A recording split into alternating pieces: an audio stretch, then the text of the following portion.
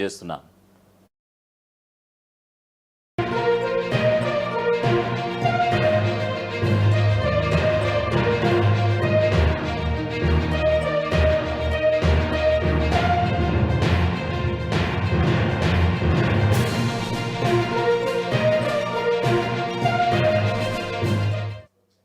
నిరుపేదల కోసం ముఖ్యమంత్రి రేవంత్ రెడ్డి ఒక బృహత్తరకరమైనటువంటి ఒక పథకాన్ని తీసుకురాబోతున్నట్లుగా తెలుస్తోంది.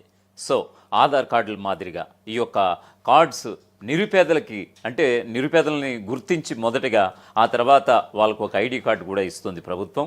ఆ తర్వాత ఇల్లు లేనటువంటి వారికి ఇళ్ళు, అలాగే ఉద్యోగాలు లేనటువంటి వారికి ఒక ఉద్యోగ అవకాశం, అలాగే వైద్యంతో బాధపడుతాం అంటే ఎక్కువ డబ్బులతో వైద్యానికి వెళ్ళలేనటువంటి వారికి కూడా ఒక ఉన్నత స్థాయి వైద్యం అందించే విధంగా కూడా ఆ యొక్క కార్డు చూపిస్తే చాలు, ఒక కార్డుతో అనేక రకాలైనటువంటి ప్రభుత్వ సేవలు అది కూడా ఉచితంగా అందించేందుకు రేవంత్ సర్కార్ సిద్ధమవుతుందని అంటే కనుక ప్రస్తుతం ఆల్రెడీ దానికి సంబంధించినటువంటి ఆయా శాఖకు సంబంధించినటువంటి మంత్రి సీతకు కూడా ఒక ఓరల్గానే ఒక కామెంట్ చేసినటువంటి సందర్భం అయితే కనిపిస్తోంది.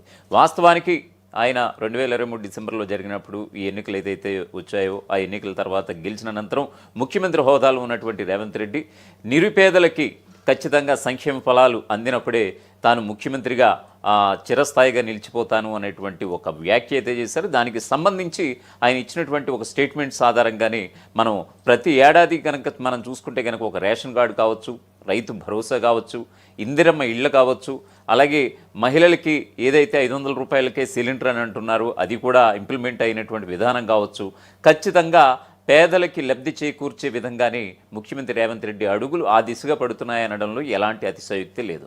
సో దీనికి సంబంధించినటువంటి ఒక పూర్తి స్థాయి అప్డేట్ చూద్దాం. తెలంగాణలో పేదరికాన్ని నిర్మూలించేందుకు కేరళలోని కుటుంబశ్రీ తరహా ప్రణాళికలను అమలు చేయాలని ప్రభుత్వం నిర్ణయించింది. మహిళా స్వయం సహాయక సంఘాల ద్వారా అత్యంత పేదలను గుర్తించి వారికి ఇళ్ళు, ఉపాధి, వైద్యం వంటి కనీస అవసరాలు తీర్చేందుకు చర్యలు తీసుకోబోతోంది. ఇది ఆర్థిక సహాయంతో పాటు సామాజిక బలోపేతానికి దోహదపడుతుంది. తెలంగాణలో పేదరికాన్ని సమూలంగా నిర్మూలించే దిశగా రేవంత్ ప్రభుత్వం అడుగులు వేస్తోంది.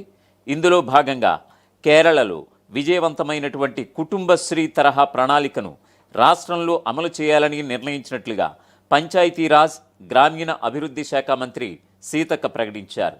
ప్రజాభవన్లో ఇటీవల నిర్వహించినటువంటి జిల్లా మహిళా సమాఖ్య అధ్యక్షురాల సమావేశంలో ఆమె పాల్గొని మహిళా స్వయం సహాయక సంఘాల ద్వారా పేదరిక నిర్మూలనకు గల అవకాశాలపై దిశానిర్దేశనం చేశారు. పేదల సంక్షేమమే ధ్యేయంగా ప్రభుత్వం ఈ నూతన విధానానికి శ్రీకారం చుట్టింది. ఈ ప్రణాళికలో మహిళా సంఘాల పాత్ర అత్యంత కీలకం కాబోతోంది.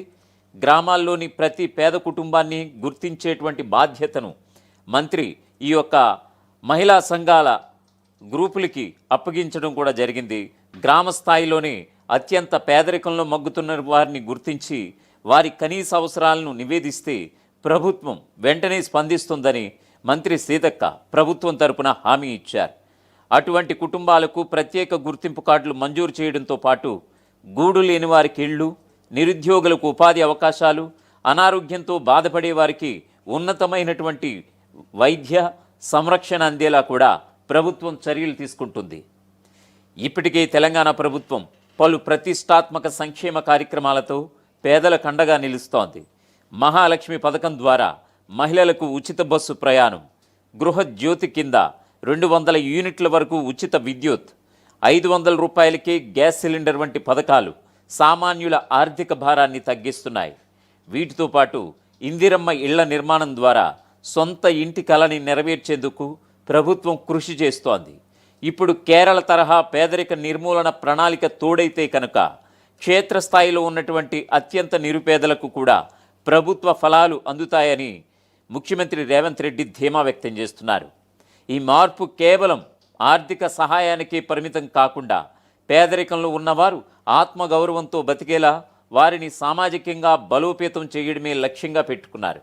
మహిళా సంఘాలు ఒక బలమైన వ్యవస్థగా మారి పేదరికం లేని తెలంగాణ నిర్మాణంలో భాగస్వామ్యులు కావాలి.